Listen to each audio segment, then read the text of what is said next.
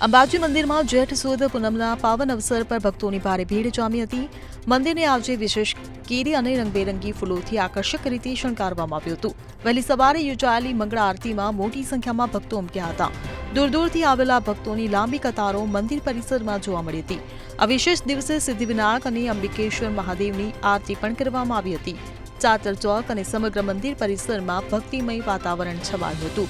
ભક્તોએ મા અંબાના દર્શનનો લાભ લીધો હતો. Bureau report CN24 news. હવે જુઓ દેશ દુનિયાની તમામ ખબરો તમારી આંગળીના ટેરવે.